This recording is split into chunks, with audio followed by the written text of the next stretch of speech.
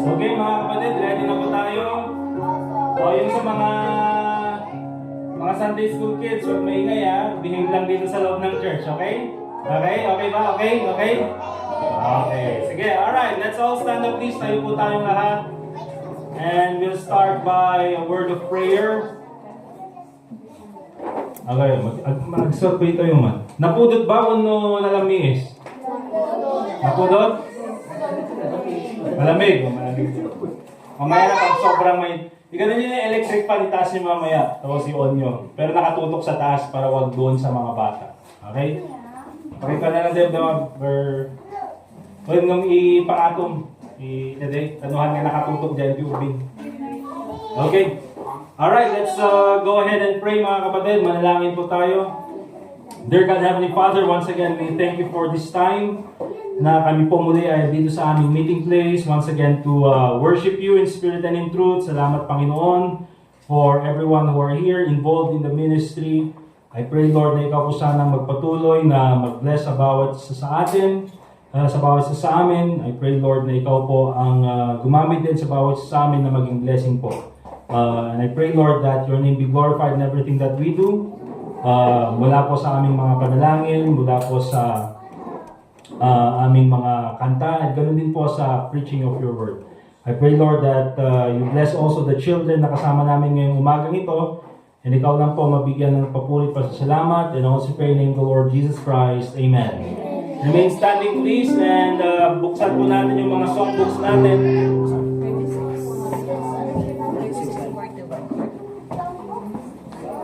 36 and 41.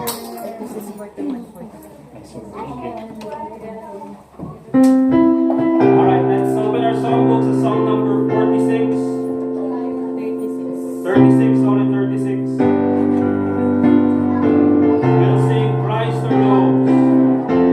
And later on, si Brother RJ will be leading yung song number 41. So, tayo pa. Alright. Song number 36, Christ arose, all together in the first stanza. Oh, in the grave you lay, Jesus my Savior, waiting the coming day, Jesus my Lord. From the grave he arose, with a mighty triumph for his foes. He arose a victor from the dark domain, and he lives forever with his saints to reign. He arose, hallelujah, Christ arose. Vainly they watch his death, Jesus my Savior. Vainly they seal the dead, Jesus my Lord.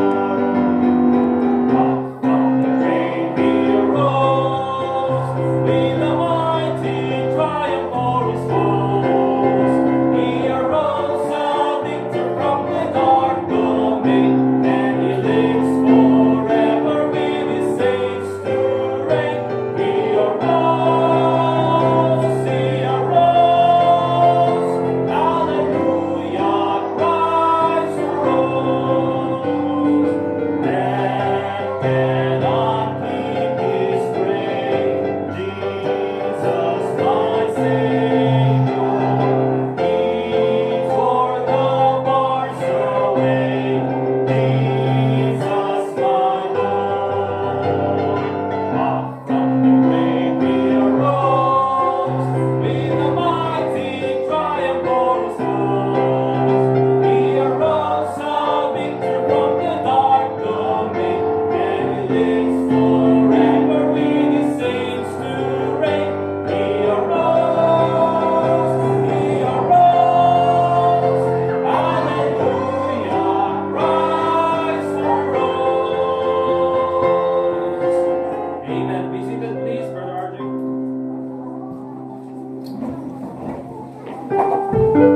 Let's sing po Sweet By and By, page 41.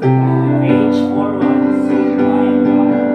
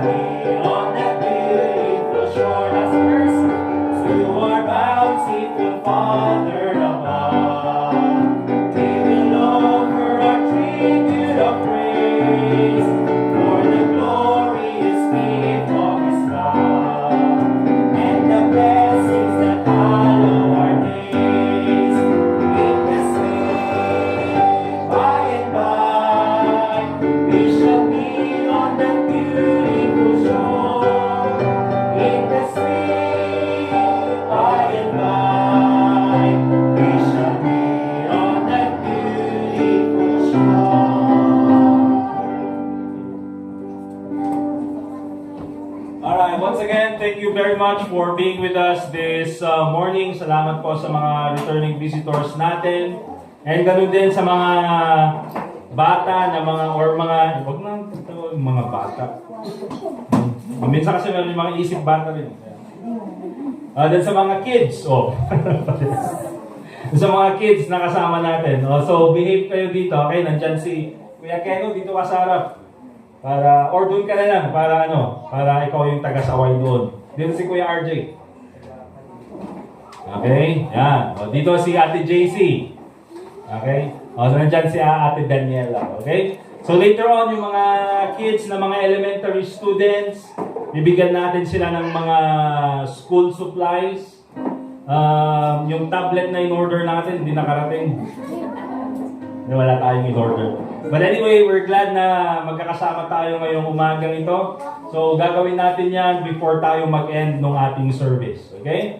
So let's continue to support yung mga ministries ng church in order to reach out doon sa mga community natin dito sa paligid natin. Hindi lang sa pag-share ng gospel sa kanila, but also to be a blessing to them in any case na pwede tayong magamit ng Panginoon. Okay? And of course, later on this afternoon, meron tayong bridal shower. Doon yung mga ladies. Baby shower. Baby shower pala. Bridal shower. Tagal nang kinasal si Sister May. Ako yung sakdi ng kasar kinyala. Okay? So, meron tayong baby shower mamayang alauna. Or basta pagka natapos na yung service. Start nila as soon as possible. So, later on, may baby shower. Mga ladies, please stay if you're available para maki-join kayo doon sa baby shower. Okay? So, yun lang naman yung mga immediate na announcements natin. Let's go ahead and stand up please. And let's get our Bibles. Okay, sa mga kids, buksan nyo rin yung mga Bibles ninyo. I-share yung mga Bibles sa mga visitors natin. Please assist them. Nang sa ganun ay hindi sila mahirapan sa pagbukas ng Bible. We'll call Brother Anthony for our Bible reading.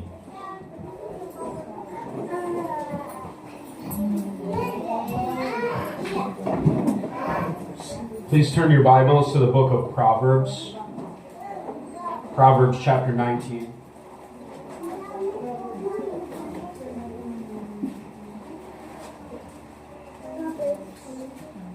Proverbs chapter 19.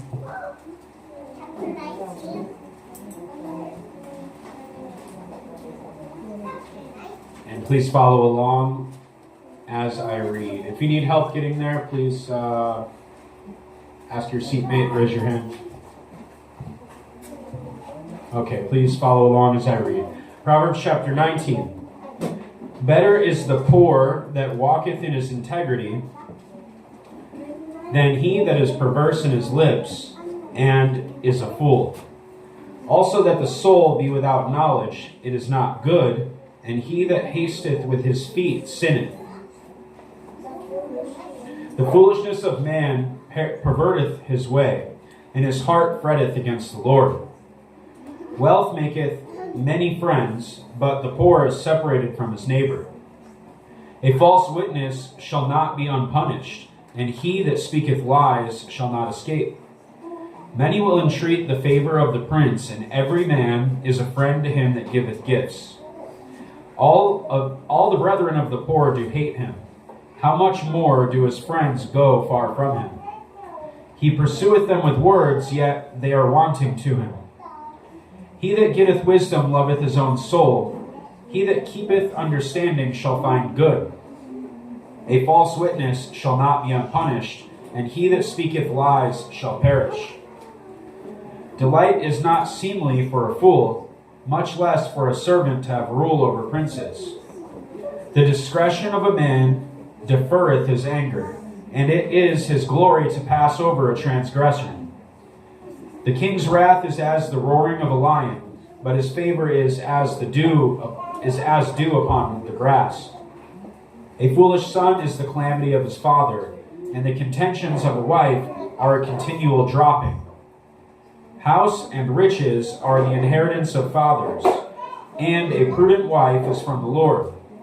Slothfulness casteth into a deep sleep, and an idle soul shall suffer hunger. He that keepeth the commandment keepeth his own soul, but he that despiseth his ways shall die. He that hath pity upon the poor lendeth unto the Lord, and that which he hath given will he pay him again. Chasten thy son while there is hope, and let not thy soul spare for his crying. A man of great wrath shall suffer punishment, for if thou deliver him, yet thou must do it again. Hear counsel and receive instruction, that thou mayest be wise in thy latter end. There are many devices in a man's heart, nevertheless, the counsel of the Lord, that shall stand.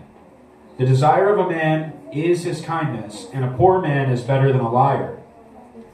The fear of the Lord tendeth to life, and he that hath it shall abide satisfied.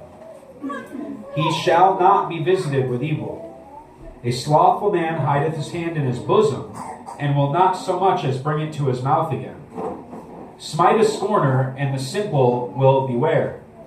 And reprove one that hath understanding, and he will understand knowledge. He that wasteth his father, and chaseth away his mother, is a son that causeth shame, and bringeth reproach.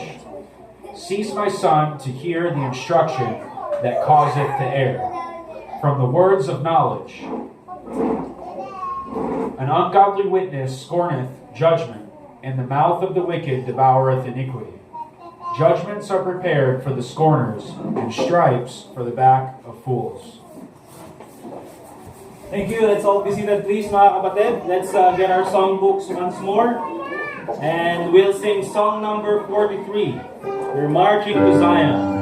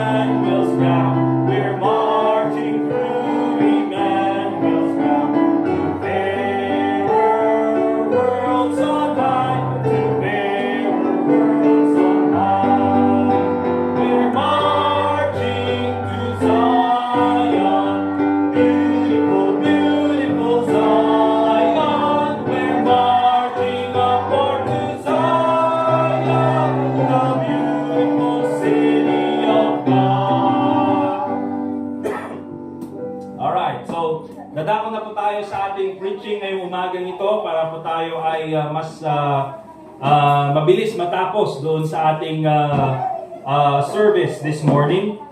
So again, remind ko yung mga bata, mga kids, dito sa harap, tingin dito, behave kayo, okay? Try nyo makinig ng Word of God this morning. Ganun din sa inyo, okay? You listen, okay. Alright, so mga kapatid, let's open our Bibles, please. Doon po sa Matthew chapter 19. And we'll read verse 13 hanggang verse 15. Matthew chapter 19. And we'll read verse 13 hanggang verse 15.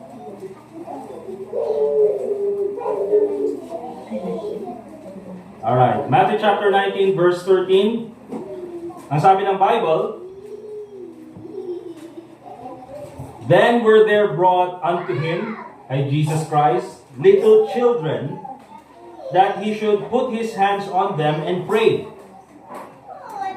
And the disciples rebuked them." So kung titingnan natin mga kapatid, again, meron yung mga nagdala kay Jesus Christ ng mga bata, pero pinigilan ng mga disciples. Pero ang sabi ng Bible in verse 14, "But Jesus said, suffer little children." Pag sinabi nating suffer, hayaan nyo, allow. Okay, payagan nyo. "Suffer little children," hayaan mo yung mga bata to come to me, sabi ng Bible. Or "suffer little children and forbid them not to come unto me, for of such is the kingdom of heaven. And he laid his hands on them and departed thence." Alright? Let us pray mga kapatid, manalangin po tayo. Dear God, Heavenly Father, once again, we are thankful for this morning na muli po kami ay nagkaisa once again to worship you and once again to learn from your word. And nawa po this hour, Panginoon, kami po ay mas maging sensitive sa pangangailangan ng mga bata in our community and also in our church. And I pray, Lord, that as a church, Panginoon, ay magkaroon po kami ng puso in ministering to these little children.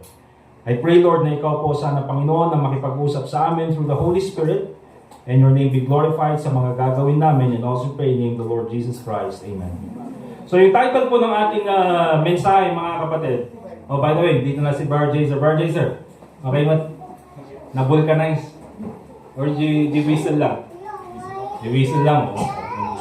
Buti na lang dyan si Brother Jazer. Driver, mechanic, song leader, ano ba?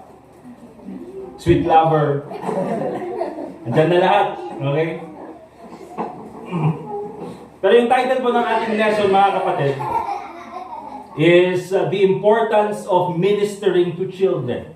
Okay? The importance of ministering to children. Bakit importante na pagsilbihan natin, i-minister natin, isama natin sa ministry yung mga bata? Okay?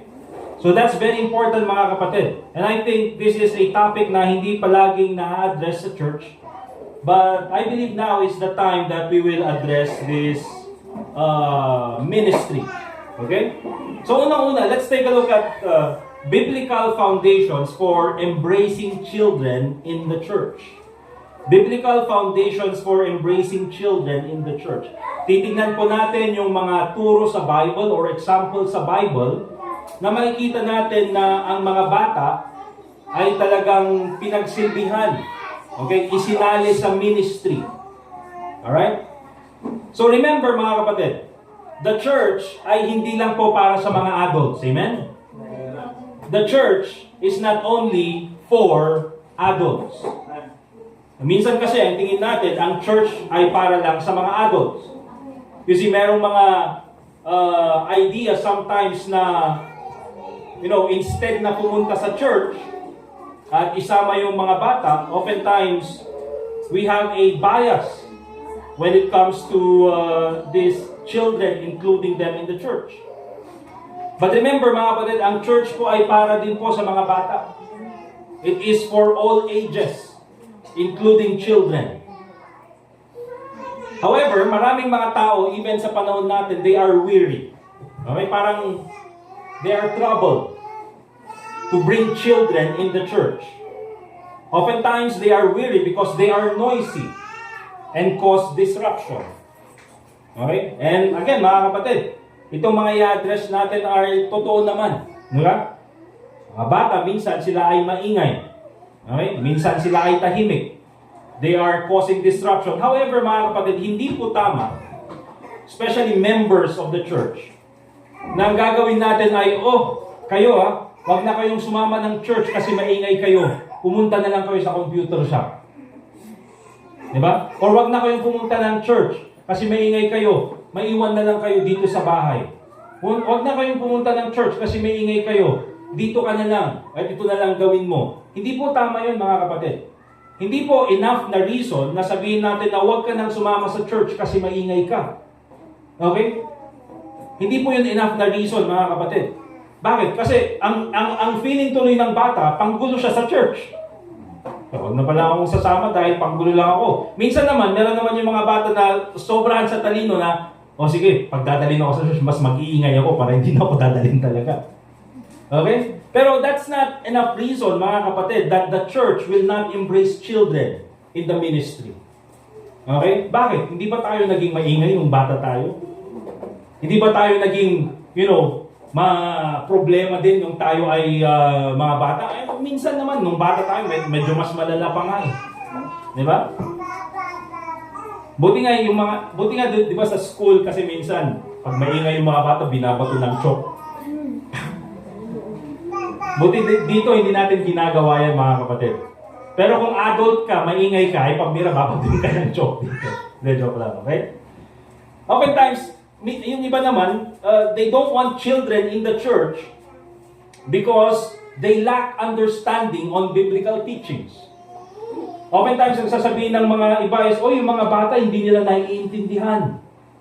Di ba? Wala silang naiintindihan sa preaching. Pero here's the thing, mga kapatid. In many cases, hindi po yan totoo. Ang mga bata po, nakakarinig sila, nakakapag-isip din sila, at hindi man nila makuha yung buong kwento ng preaching, but there are ideas in the preaching na nakukuha nila. At nagre-retain sa kanilang puso at isipan. Okay? Now, number 3, very important, safety and security issues. Or safety and security concerns. Meron mga iba that they don't want children in the church kasi baka may mangyari sa bata. At baka pag may mangyari sa bata, tayo yung pagalitan ng parents. Which is true, mga kapatid.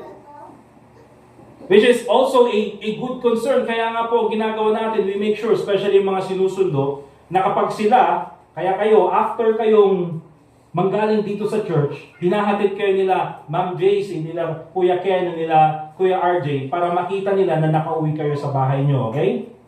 Kasi pag may nangyari sa inyo, kami yung papagalitan ng parents nyo. Naintindihan nyo? Okay? Kaya pagkatapos ng church, yung mga bata, diretso uwi. Okay? Wala nang pupunta sa ibang lugar. Okay? Diretso uwi na kayo. Alright?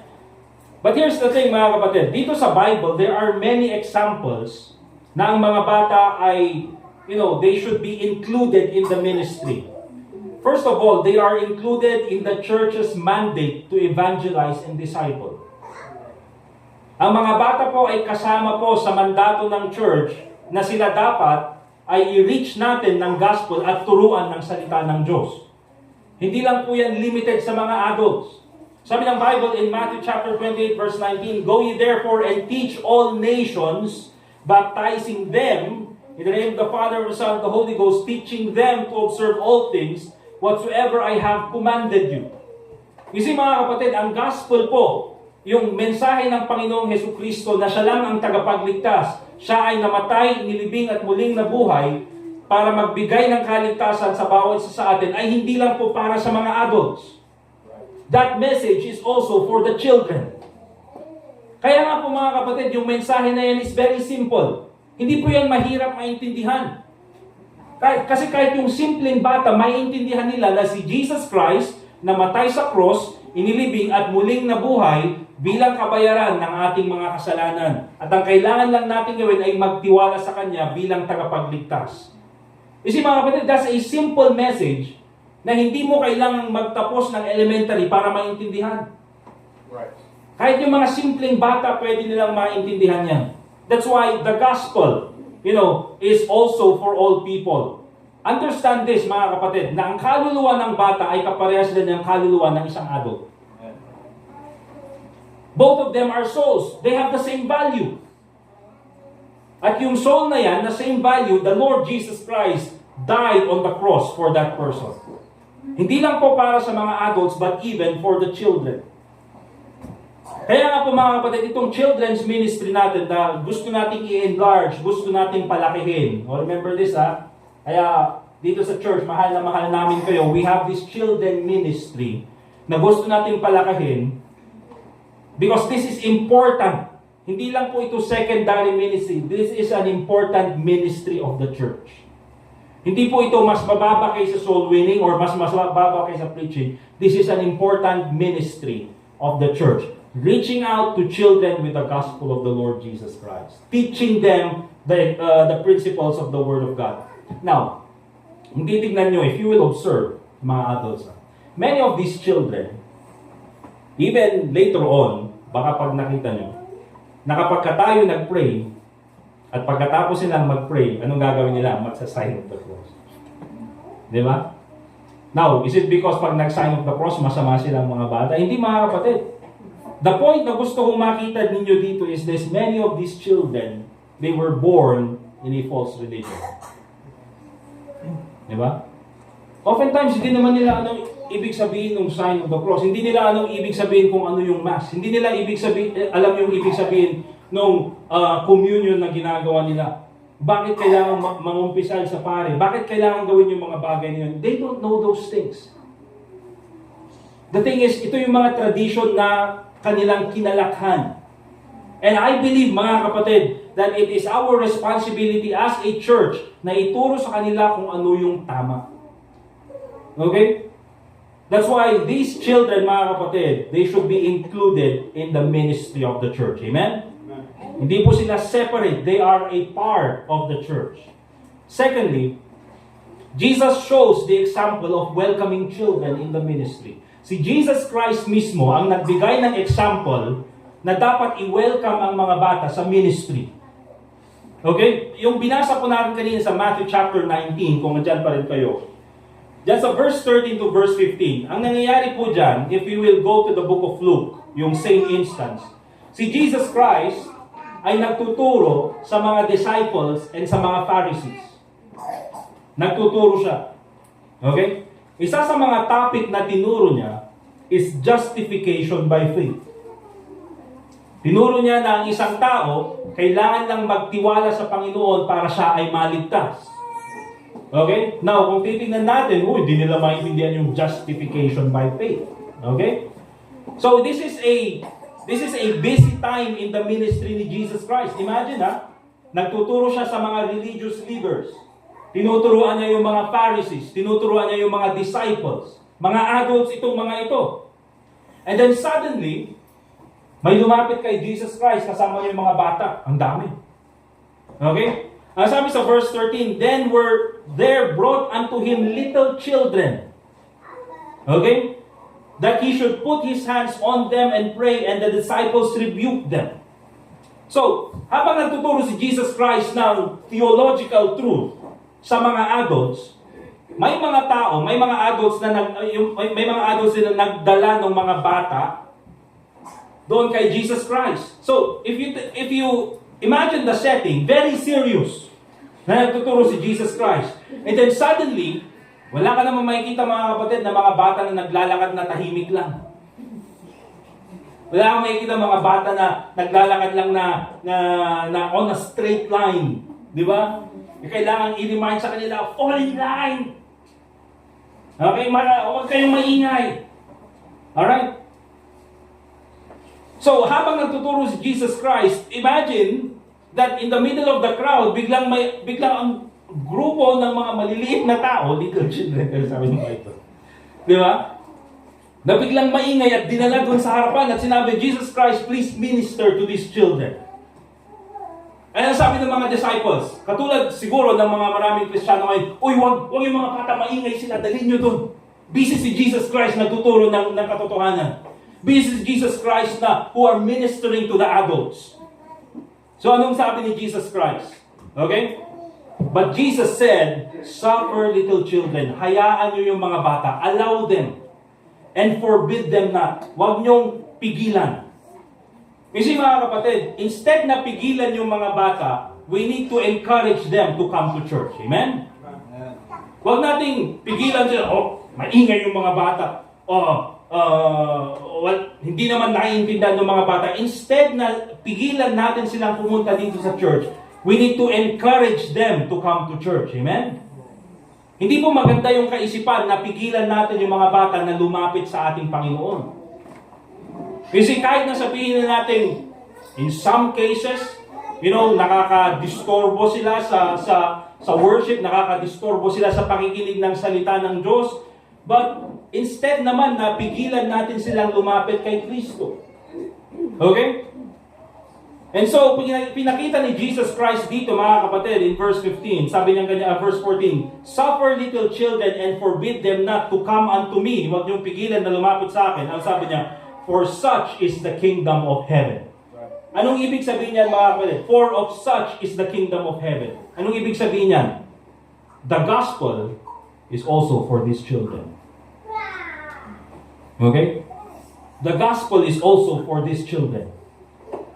Kasi kung titignan natin, mga kapatid, yung bata, mas madaling magtiwala kay Kristo bilang tagapagligtas. Okay?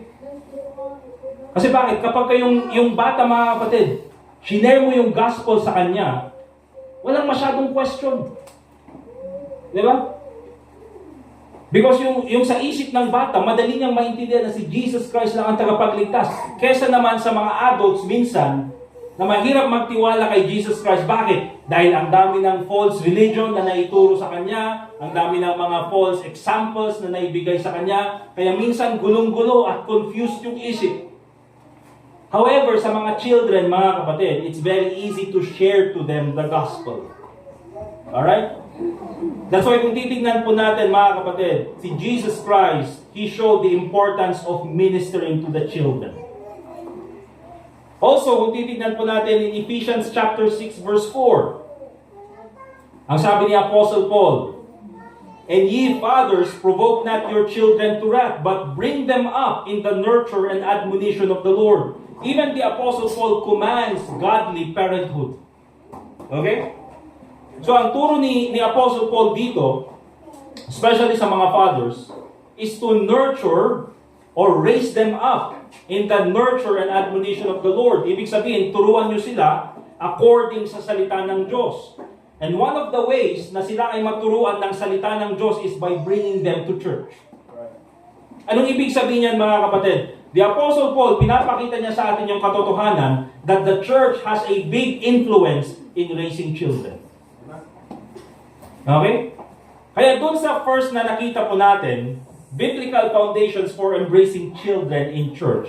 It is biblical na ang mga bata, ay involved sa ministry ng church. Amen?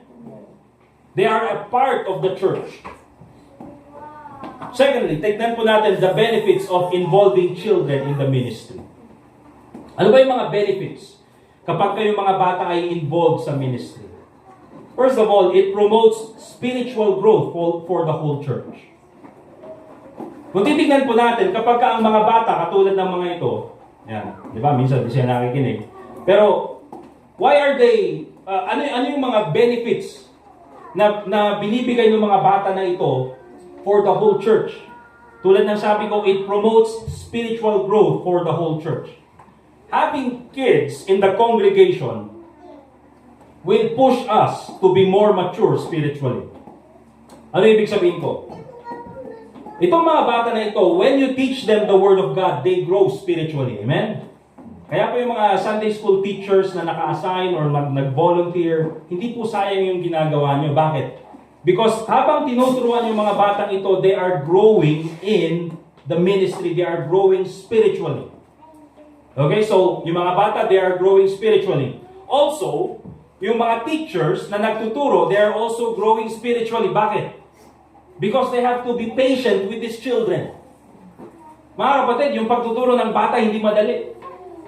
Kailangan minsan meron kang hindi lang pasensya. Pasensyas. Maraming pasensya. Okay? Hindi lang yan. Kasi pag magtuturo ka sa mga bata, kailangan mong mag-prepare. Okay? Hindi ka basta-basta magtuturo na lang sa mga bata na hindi ka prepared. Bakit? May mga questions yung mga bata na minsan hindi mo kayang sagutin. Di ba? Tatanungin nila minsan, for example, yung nagturo ako dati, isa sa ministry ko noon is Junior Church.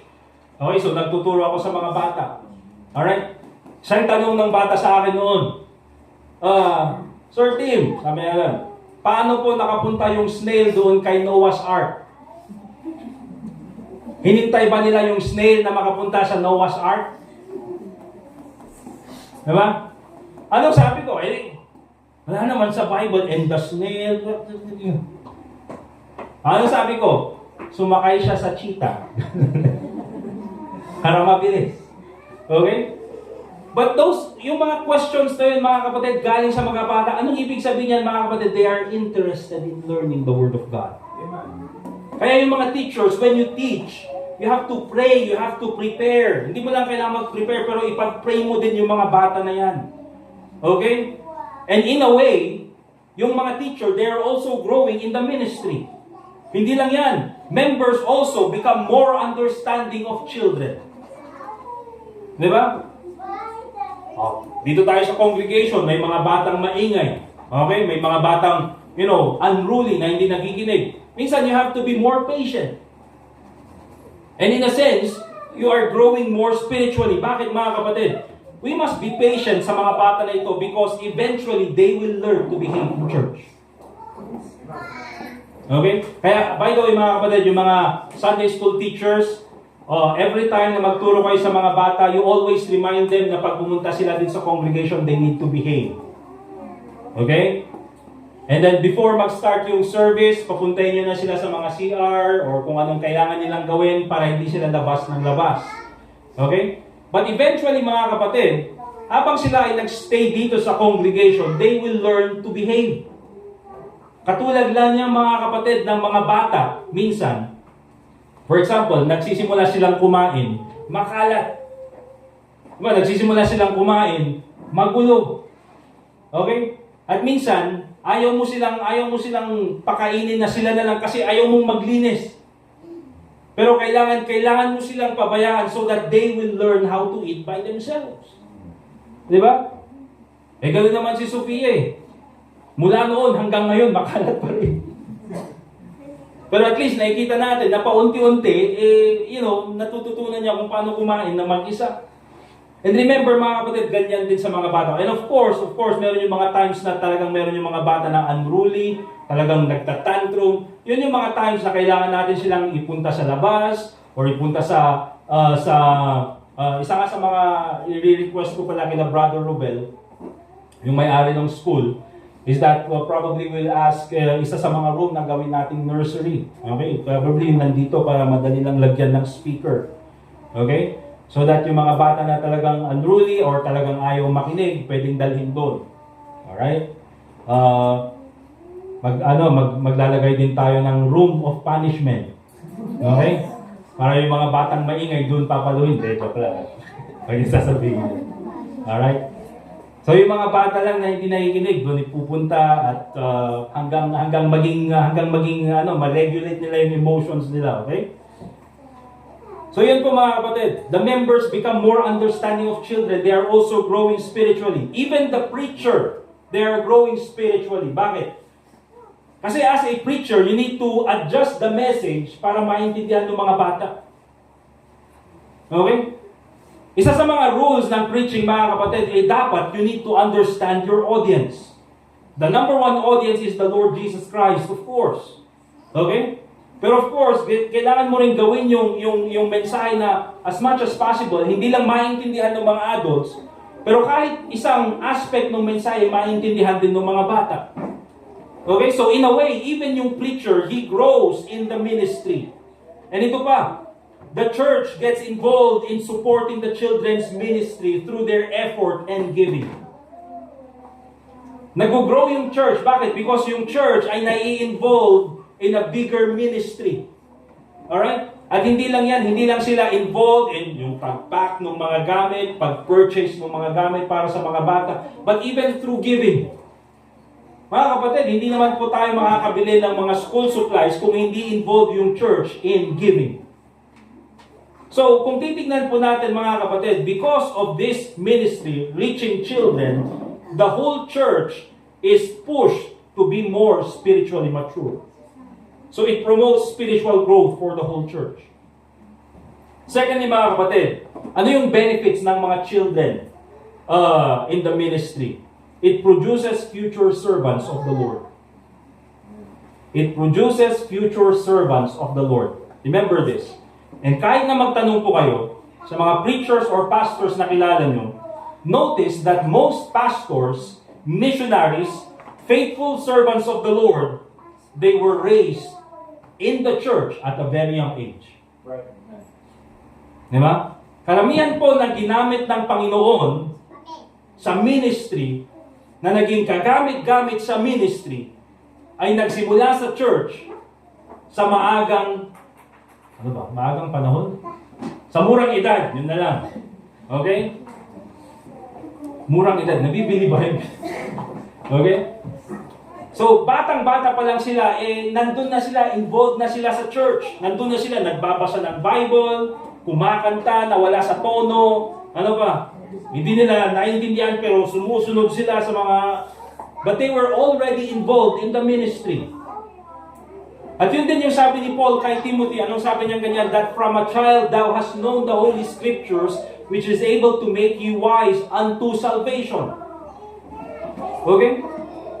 Kaya, very widespread dito po sa ating sa ministry ng Panginoon that most pastors, most missionaries, most faithful servants, they were raised in a church. Most po mga kapatid, hindi po lahat, most. Now, I'll give you an illustration. Meron akong kakilala mga kapatid na isang talagang pastor at evangelist na talagang ginagamit naman ng Panginoon in sharing the Word of God. Okay? Kilala siya sa buong Pilipinas.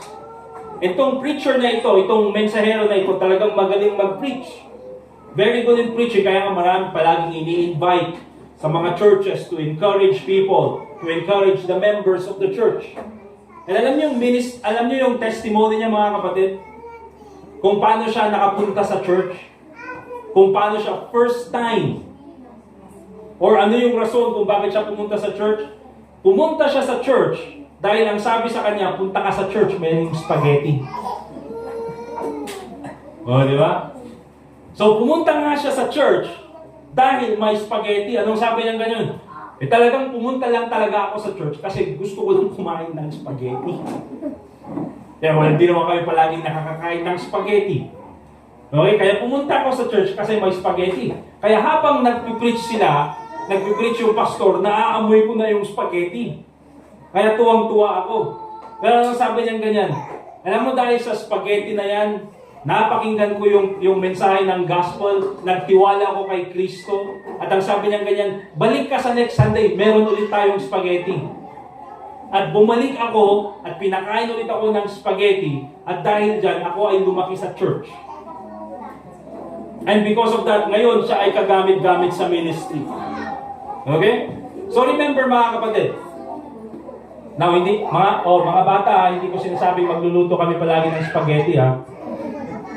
Dahil malang spaghetti ngayon. Alright? But again, ang benefit ng children in the ministry is that it produces future servants of the Lord.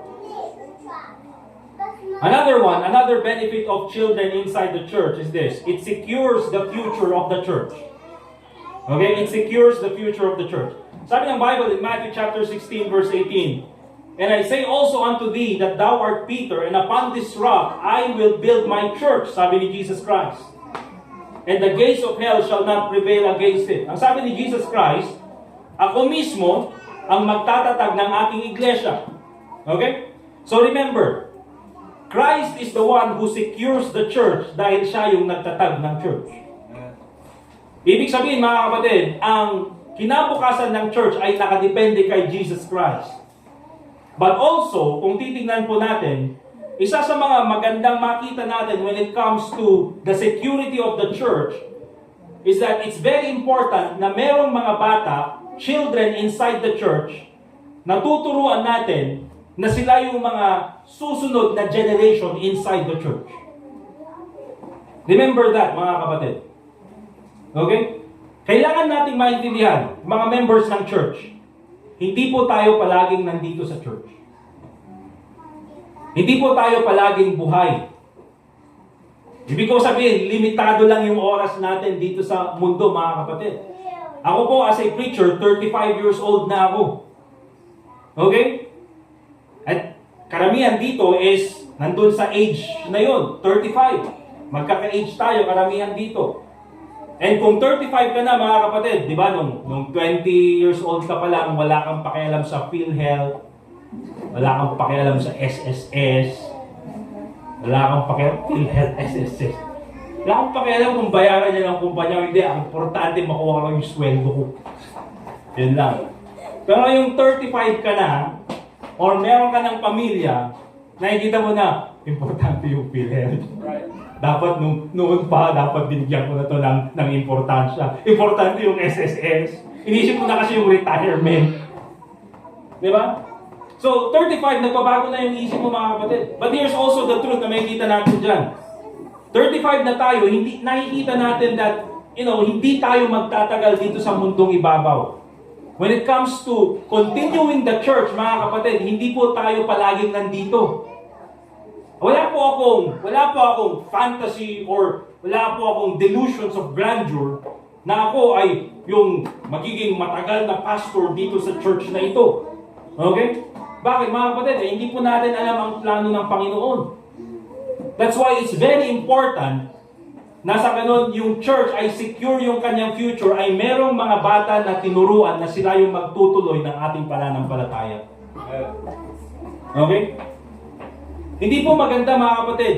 One of the saddest scenes siguro na makikita natin ay makikita natin yung mga churches all around the world, especially Baptist churches, na kung titignan niyo yung kanilang congregation, napakatahimik, napaka-orderly. Okay? Walang maingay. Ang problema, it's a dying church. Bakit? Walang young people sa loob ng church. There are no children inside the church. What does that mean, mga kapatid? Pag namatay yung pastor at namatay yung mga members, wala nang susunod sa loob ng church. That's why maraming mga churches, mga kapatid, even in America, church property for sale. Baptist church yan. Bakit? Because there is no more generation who will continue the faith na itinuro sa kanila. Bakit? They did not give importance to children. Okay? Kaya it's very important, mga kapatid, to take care of these children, involve them sa ministry because they secure the future of the church. Thirdly, natitignan po natin. Ito po yung very important na makita po natin. This is our conviction. Bakit we involve children in the church? Remember this. The church must let the children experience the love of God. Tandaan niyo po yun. The church must let the children experience the love of God. Ang church po dapat iparamdam sa mga bata ang pag-ibig ng Panginoon. Remember that. Matthew chapter 18, basahin po natin, verse 1 to verse 6. Matthew chapter 18, verse 1 to verse 6. Buksan niyo yung Bible niya, tulungan kayo ni Kuya Ken mo. Matthew chapter 18, verse 1 to verse 6. Ang sabi ng Bible in Matthew chapter 18, verse 1, at the same time, came the disciples unto Jesus, saying, who is the greatest in the kingdom of heaven? And Jesus called a child unto him. Ginamit na example, Jesus Christ, isang bata. At ang sabi niya ganyan, and set him in the midst of them, and said, verily I say unto you, except ye be converted, and become as little children, ye shall not enter into the kingdom of heaven. Anong ibig sabihin niyan, mga kapatid? Tulad ng sabi ko, mga kapatid, yung bata kasi, madaling magtiwala kay Kristo. Hindi niya kinokontra yung gospel. And then also in verse 4, whosoever therefore shall humble himself as this little child, the same is greatest in the kingdom of heaven. Verse 5. So very important. And whoso shall receive one such little child in my name, receiveth me. Verse 6. But whoso shall offend one of these little ones which believe in me, it were better for him that a millstone were hanged about his neck, and that he were drowned in the depths of the sea. Mamaya titignan po natin yan. Now, ito yung point. Remember this, mga members ng church, at sa lahat po. Sabi ko kanina, the church dapat iparamdam sa mga bata yung pag-ibig ng Diyos. Itong mga gifts na binibigay natin, itong mga, sabihin na natin, programs na ginagawa natin para sa mga bata, yung mga vacation Bible school, yung mga food na prepare natin para sa kanila, hindi lang natin ginagawa para sa mga bata, we are also doing it for the Lord Jesus Christ. Ano sabi diyan sa verse 5? Whoso shall receive one such little child in my name, receiveth me. Right. Yan yung sabi ni Jesus Christ.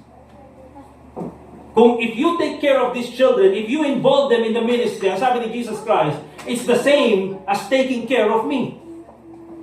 Okay? Kaya yung mga ginagawa natin na yan, pagbibigay ng school supplies, hindi lang natin ginagawa yan for the sake of ministry or for the sake na meron tayong ginagawa. We are doing it for the sake of the Lord Jesus Christ as well.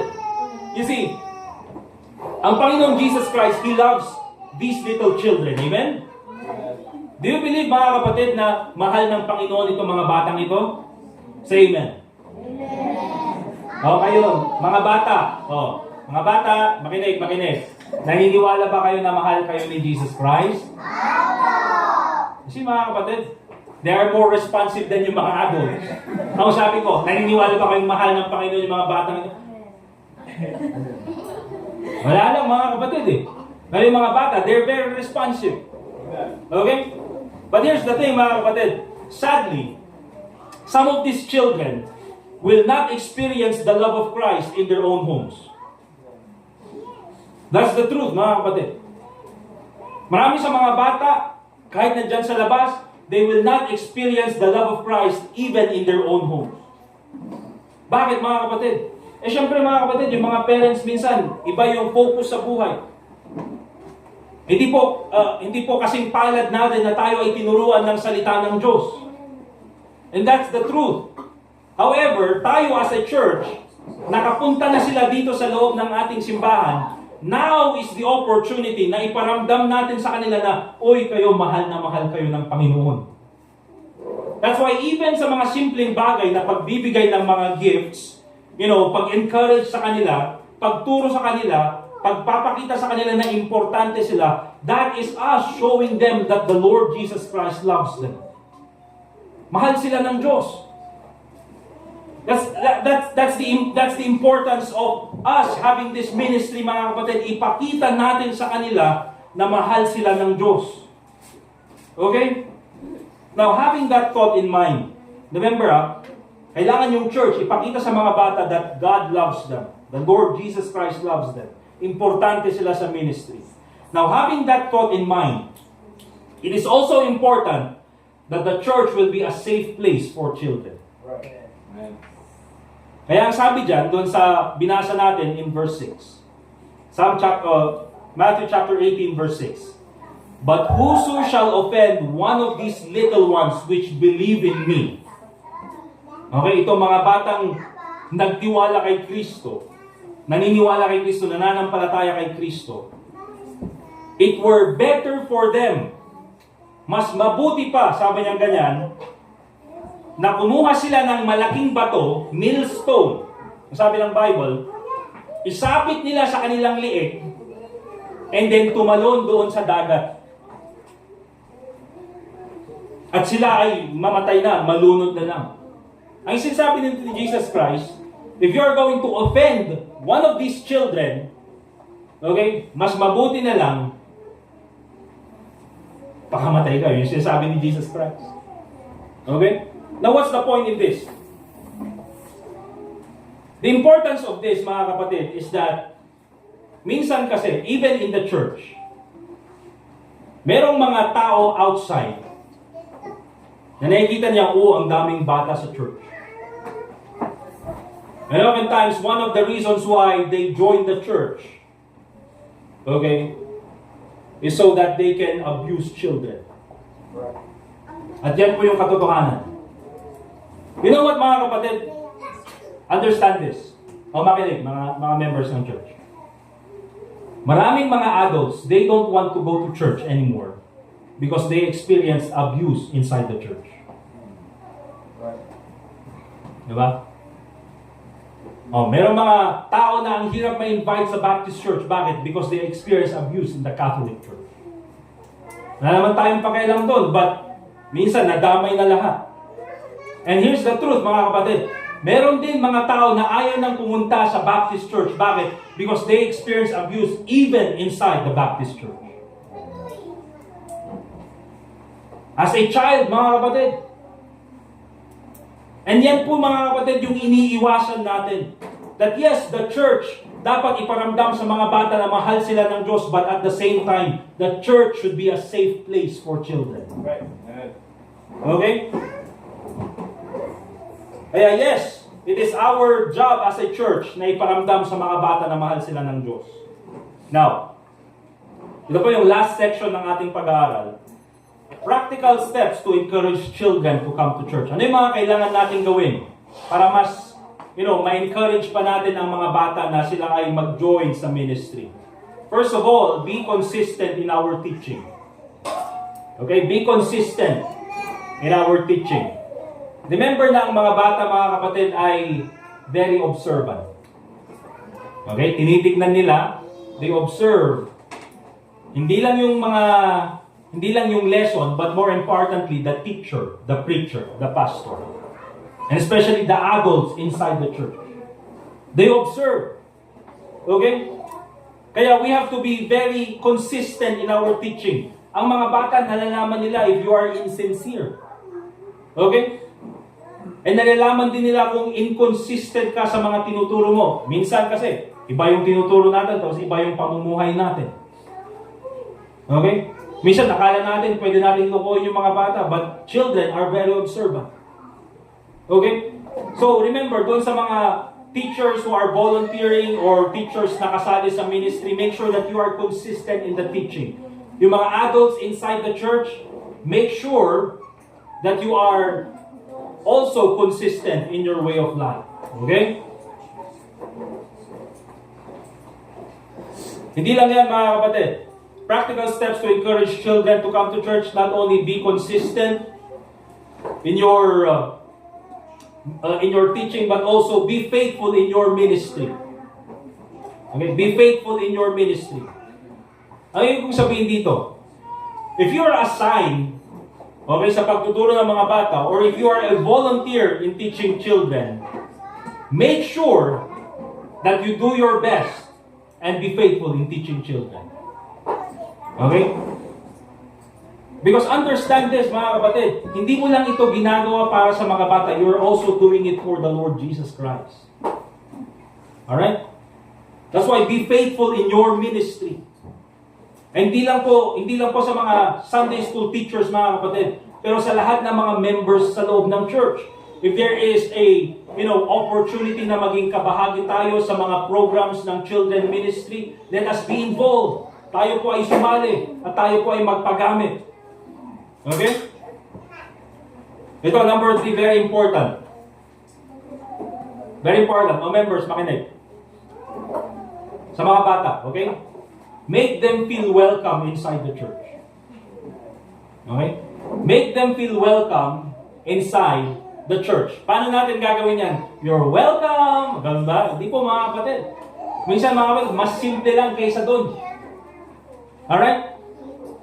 Kasi hindi lang po ito applicable sa mga bata dito sa loob ng church. But remember this, members, this is also applicable pag merong bisita sa loob ng church.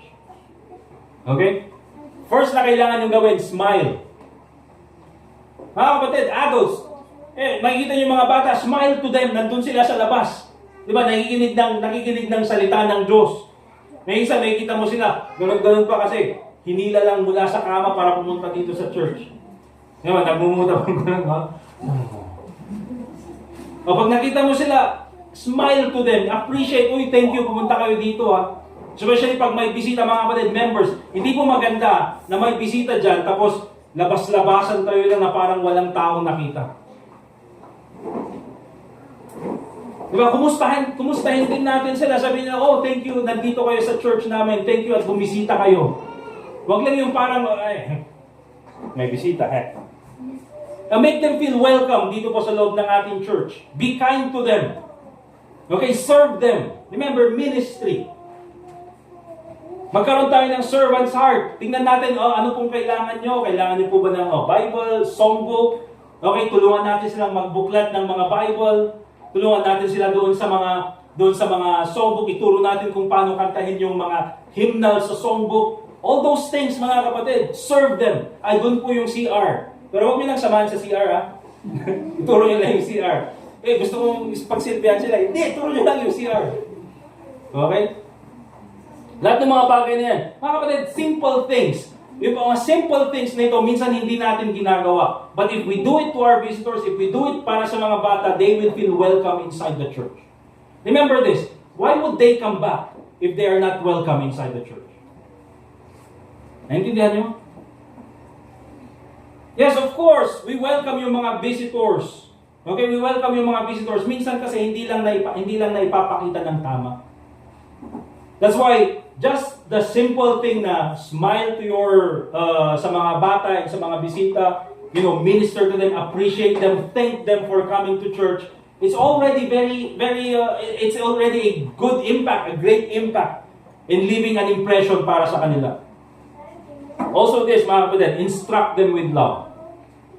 Okay? Instruct them with love. Anong ibig sabihin nito sa mga bata? Of course, may mga bata minsan na, makulit. Okay? Hindi nakikinig. But here's the thing. Remember, members, do not embarrass them inside the church. Remember that. Do not embarrass them inside the church. Instruct them with love. Pagsabihan nyo na may pag-ibig. Okay? Turuan nyo ng tama. Huwag nyo ipahiya dito sa loob ng church. Pag yung bata pinahiya natin dito sa loob ng church, baka hindi na yung babalik, mga kapatid. Okay? And of course, lastly, one of the things that we need to do in order to encourage children to continue or for them to continue attending the church or to be a part of the church is this. Let's continue giving them special memories. Okay? Of course, one of the best memory na sana makita nila dito sa loob ng ating church is that masabi nila that yes, in this church, they learned the Lord Jesus Christ is the only way to heaven. That is the best memory. Na later on, 10 years from now, 15 years from now, 20 years from now, masasabi nila na, back in 2023, 2024, nandun kami sa Gibraltar, mayroong nagdala sa amin ng gospel at kami ay nagtiwala kay Jesus Christ bilang tagapagligtas doon sa High Crest Baptist Church. You see, that's a wonderful memory, mga kapatid. Another good memory is that masabi nila that they learned the Word of God inside this church. Natutunan nila ang salita ng Diyos sa loob ng church. Okay? And of course, mga kapatid, even to mga simple gifts na binibigay natin, the gifts that we give away is for these children, this is our way of letting them remember that we love them. So that pagka nakita nila yung mga notebook nila, ito galing sa church. Itong ballpen na hindi gumagana, galing ito sa church. Itong pencil na palagi na lang putol, galing sa church. So at least, binigyan kami sa church namin, kayo sa church nyo, may binigay ba? Diba? At least, mga kapatid, kahit simpleng mga bagay na yan, they will remember that once in their life, naramdaman nila yung pag-ibig ng Panginoon inside the church. So let's give them more special memories. Kasi mga kapatid, when I remember yung aking kabataan na, I always remember yung mga Sunday school times. Ano yung mga nare-remember ko? Mga Sunday school times namin na umiiyak yung teacher. Bakit? Ang sabi ng teacher, Bakit kayo ganyan? Bakit ganyan kayo sa akin? Ayoko nang magturo ng mga bata. Ang susungit nyo. Diba? Ganun yung sasabihin. So kami, naiiyak na rin kami. Ayaw niyang magturo. Pero pupunta pa rin kami next Sunday. Pero next Sunday, andun pa rin yung Sunday school teacher. Nakangiti na naman. Nandun na naman. At wini-welcome na naman kami. Bakit? Ministry, mga kapatid eh. Diba? Sunday school teachers. Diyan namin natutunan yung mga Bible stories. Kaya nung preacher na ako, alam ko na yung story ni Jonah, alam ko na yung story ng halos lahat ng mga Bible stories sa Bible. Bakit? Because there was a Sunday school teacher na nag-invest sa buhay namin. At a very young age, mga kapatid. Those are special memories. Okay? Kaya it's very important, tulad ng sabi ko mga kapatid, as a church, we make these children feel the love of God through our efforts. Amen? Now, we will end with this verse. Balikan po natin yung Matthew chapter 18, verse 5. At dito po tayo magtatapos. Matthew chapter 18, verse 5. We will end sa verse na ito. Ang sabi ng Bible, "And whoso shall receive one such little child in my name, receiveth me." Members of the church, members of this church, understand this principle. Treat these children as you would treat the Lord Jesus Christ. Treat these children as you would treat the Lord Jesus Christ. So yung sabi ni Jesus Christ, "Whoso shall receive one little child in my name, receiveth me." So kung paano yung trato natin kay Kristo, ganun din dapat yung pagtrato natin sa mga bata na ito. Treat them with respect, treat them with love, be kind to them, make sure that you appreciate them. Okay? So remember mga kapatid, the importance of ministering to children. Ang church po ay hindi lang para sa mga adults, it's also for the children. There are benefits na pwedeng mapunta sa church. Hindi lang po yung mga batang nagbe-benefit sa children's ministry, but also the church through spiritual growth. And again, tulad ng sinabi ko dun sa ating conviction that the church is where these children should feel the love of God and they should be safe inside the church. Amen? Let us pray. Dear God, Heavenly Father, once again, nagpapasalamat po kami sa lesson namin na pag-aralan. Thank you, dear Lord, for using our church na kahit po sa simpleng pamamaraan ay maging part po kami sa buhay ng mga batang ito. I pray, Lord, na ikaw po magpatuloy na mag-bless sa mga bata na ito, Panginoon. Continue to protect them, dear God. And I pray, Lord, na ikaw din po ang patuloy na mag-bless sa kanilang parents. Thank you, dear Lord, dahil meron sila mga parents na willing po na bigyan ng panahon ang mga bata na ito na sumama sa church. And I pray, Lord, that one of these days ay yung mga parents ay madala din po namin dito sa aming church. Lord, once again, thank you for the opportunity to minister to these children. Thank you, Lord, for the opportunity, dear Lord, na maging blessing po kami sa mga bata na ito. Lord, once again, thank you for your grace towards us. And with the invitation, Panginoon, ikaw po ang magbigay ng kasagutan para po sa prayer ng bawat isa sa amin. Once again, dear God, we thank you for loving us. And we thank you for using us in the lives of these children this morning. Lord, once again, thank you and also pray in the name of the Lord Jesus Christ. Let's continue to pray, mga kapatid. I only have one request this morning na tayo po as a church, let's continue to pray for these children. Okay? Pag-pray po natin na sila ay they will grow up in the nurture and admonition of the Lord. And at the same time, tayo din, mga kapatid, as members of this church, will be a blessing to these children. That we will also, tayo in a small way, maipakita natin yung pag-ibig ng Panginoon sa kanila. Sige mga kapatid, let's go ahead and pray for these children. And little children, kayong mga bata, manalangin din kayo sa Panginoon. Thank God for sa mga blessings na binibigay sa inyo. And then, ipag-pray nyo din yung health ng bawat isa. Ipag-pray nyo din yung pag-aaral nyo. Ipag-pray nyo yung mga parents nyo. Okay? Sige, let's all pray.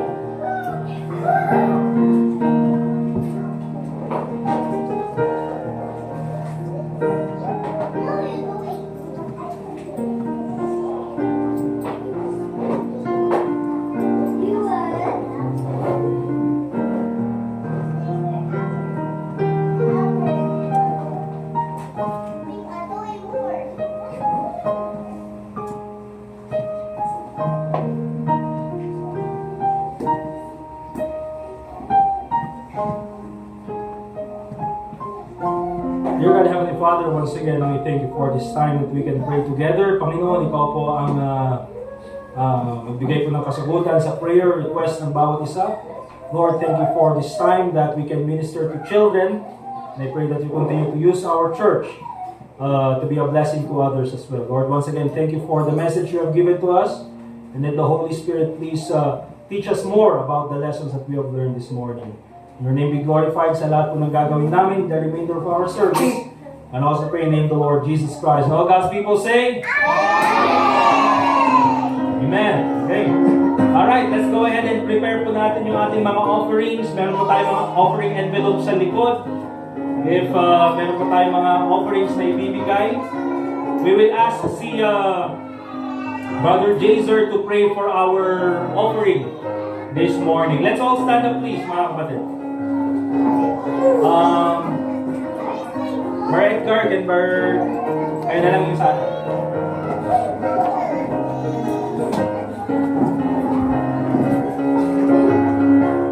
Tayo po yung manalangin. Dakilang namin Diyos, salamat po Panginoon sa oras ito at sa mga pumili po kalatang ito na kami po ay ibigay at pagkain ng giving po sa mga po ito.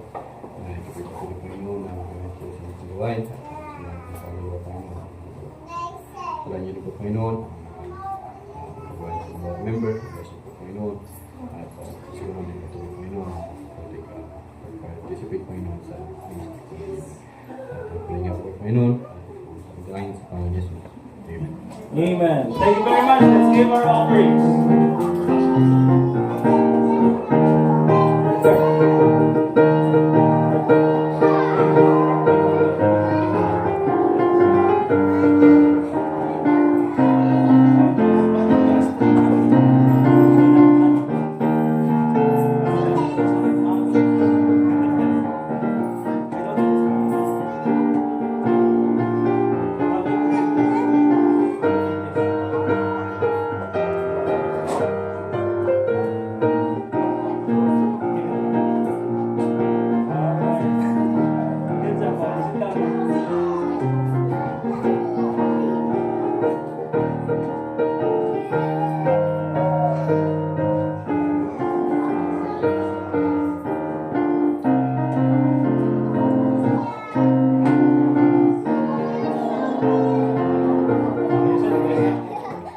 Okay, alright. Sige mga kapatid. Okay na. Alright, so let's go ahead and kunin natin yung mga saglit. Sino yung mga grade 1 to grade 3? Taas yung kamay. Grade 1 to grade 3. Mga kapatid, bibigyan muna natin yung mga elementary students ha. Elementary students muna. Grade 1 to grade 3. Taas yung kamay. Grade 1 to grade 3. 1, 2, 3, 4. Sino pa? 5. Sino pa? 6. Anong grade ka? 7. 8. 8. O, sino yung grade 4 to grade 6? Grade 4 to grade 6. Sige, grade 4 to grade 6. 1. Anong grade ka? Grade 6? Hindi siya, sige. Grade 8? Ano, okay lang. Mabalik composition mo sa ano? Yan din, J Red. Blue, okay. Well, hanggang grade 8 ba yun, no? Hanggang grade, grade 8 ka. Umami ka na grade 6 lang. Pasensya na kayo mga bata, kasi kami noon, ang kailangan lang namin grade 6. Kasi, nakita nila, oy, matatalino tong mga to, hindi na kailangan naman. Hanggang grade 6 lang, ha? Dito sila. Hindi, bilangin lang natin. Yung grade 3 to grade 8. Sige. Ay, grade 4 to grade 8. 1, 2, 3, 4, 5, 6, 7, 8, 9, 10, 11, 12. Uy, sakto-sakto na. Sakto ba? 12. 12, okay. Pag may darating pang grade 8, pauwi nyo na. Hindi, joke. Okay, tapos? Ha? Nothing for you yet. You're not studying yet. Yung grade 1 to grade 3. Okay. Grade 1 to grade 3. Yung grade 1, ay hindi, yung ano ba? Pasensya na, hindi ko kasi alam. yung notebook na blue, red, blue. Hanggang grade 3 lang yun, di ba? Oh, okay. Tama. Okay, unahin muna natin yung mga grade 1 to grade 3. Dito kayo sa harap. Grade 1 to grade 3.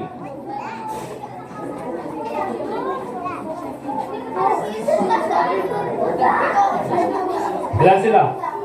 1, 2, 3. Okay, 9 sila. Grade 1 to grade 3. Bigyan niyo sila, bigyan. Isa. Ano yan? Isa lang din.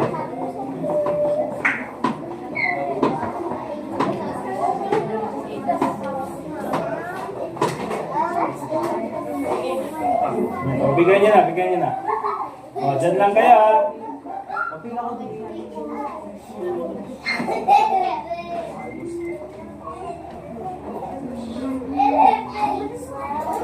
Thank you. Oh, you say thank you kila Kuya RJ. Thank you kayo. Okay, ano pa? Sino pa?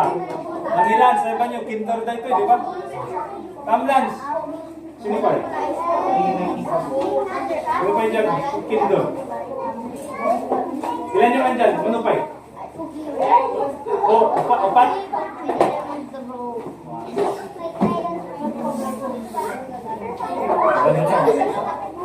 Ayan, ilan yan? Oh, Sophie, ayun yun ni Abby Santo ni Ana.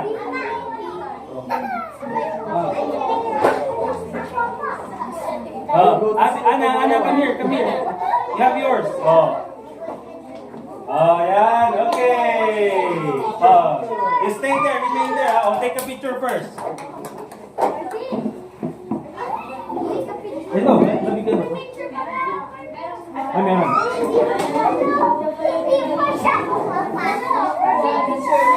Oh, look at the camera. Yay! Oh, stay there. Oh, yung mga grade 4 to grade 8. Dito kayo, side na to. Hindi, dito para makakuha muna sila. Oh, bigyan nyo na ng ano.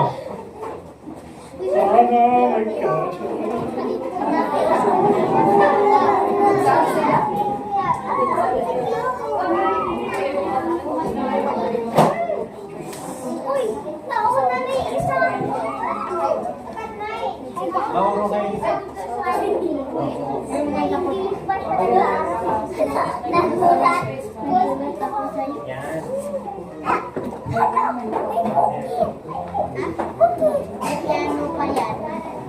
Sige.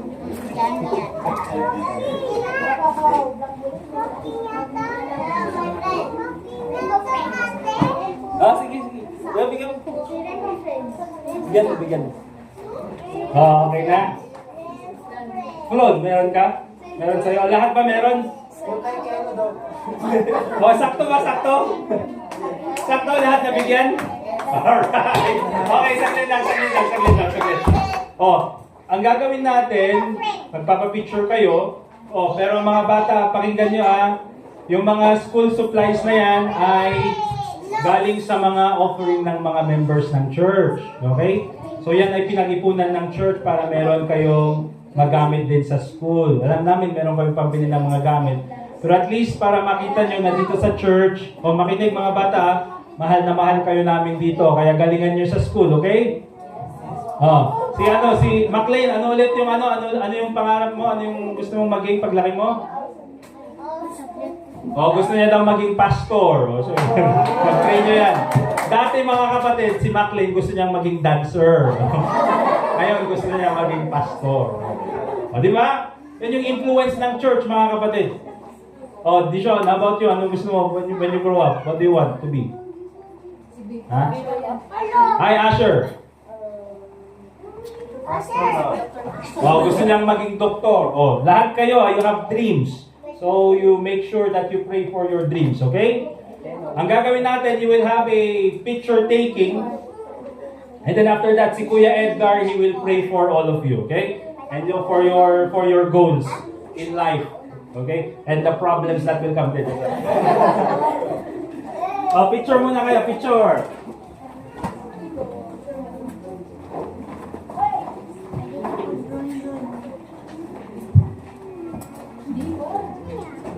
Oh, you look at the cam.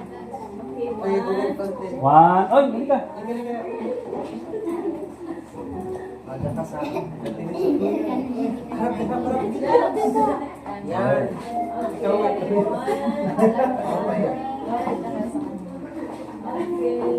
Oh, ang ganda nung gagawin siya. Oh. Alright. Okay, stay there, stay there. Kuya Edgar, please pray para sa kanila.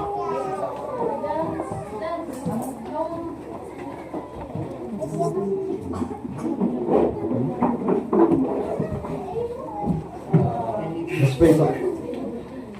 Dear Lord, once again, salamat po sa araw na to na ibinigay nyo na kami po ay na-enlighten, na gano'n po ay na-realize po din po namin kung gano'n nyo po kamahal ang mga batang ito, and we pray na magpatuloy po sila sa pananampalataya. Kami din po ay we pray for your guidance ng gano'n po habang sa paglaki po nila ay magkaroon po sila ng spiritual life na gano'n po ay matatag, and gano'n din po ay we thank you for the church na nag-encourage po sa mga batang ito. Sana po ay magpatuloy po ang ministry na to para po may padama namin kung gaano po sila ka-importante sa ministry, and sa po sa inaasahan na sila po ay magpapatuloy sa mga next generations to come. And gabayan niyo po sila, and ganun din po mga members of church. And we pray in Jesus' name, Amen. Amen. Thank you very much. Visit us, please.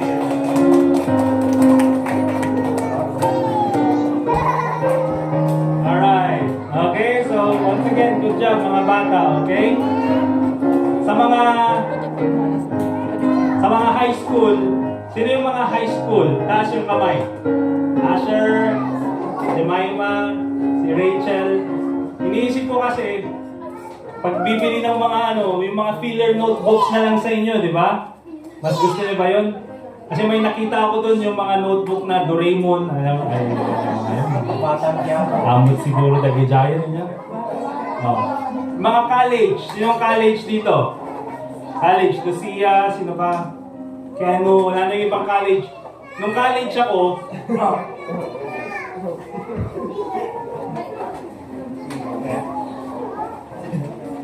Sa mga working daw po nung college ako, makinig mga college students, para alam mo. Nung college ako, wala akong bag. Wala akong ballpen lang.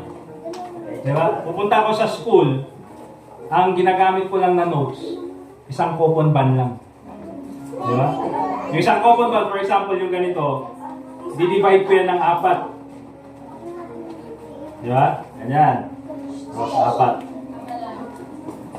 Tapos, yung 4 na yan, nananapas sa likod, 8 subjects na yan mga kapatid. Sa buong SEM. Okay? Yan, dyan na lang yung mga notes ko. Kaya nga pa nag-eskwela, kasi lang. Okay. Tapos ballpen. Mapanam, nag-eskwela. Mga college, ganun na lang kayo para tipiders. Then, joke lang, okay? May mga gift din tayo sa mga college. Susunod na lang sa mga college. And then sa mga high school students. But anyway, once again, thank you very much for being here. Let's all stand up, please. Let's get our songbooks. Ano yung last song natin?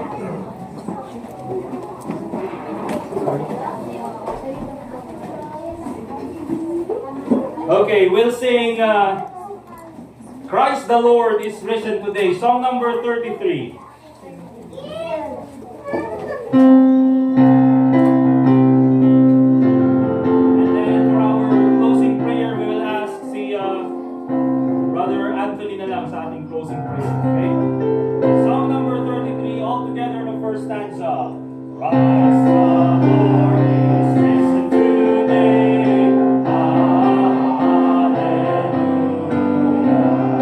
Sons of men and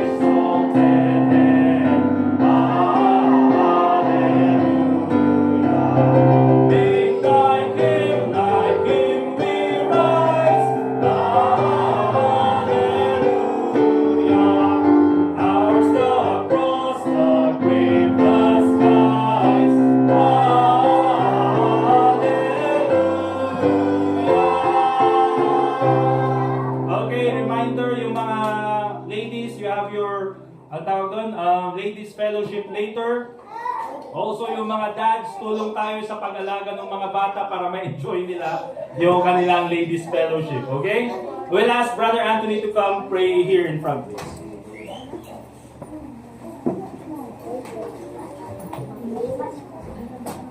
Thank you, Lord Jesus, once again for the opportunity to gather and worship in your name. Thank you for everyone who is able to come. Please bless us all, Lord. Please keep us healthy and safe throughout the week. Keep us safe from storms and in good health. Please bless the gatherings, ladies' fellowship later, and the baby shower, and also any soul winning. Lord, please help us to remember what we learned today and to put it into practice. We ask this in your name. Amen. Amen. Thank you very much, mga kapatid. We're dismissed. Let's fellowship. And sa mga ladies, you'll have your bridal shower later.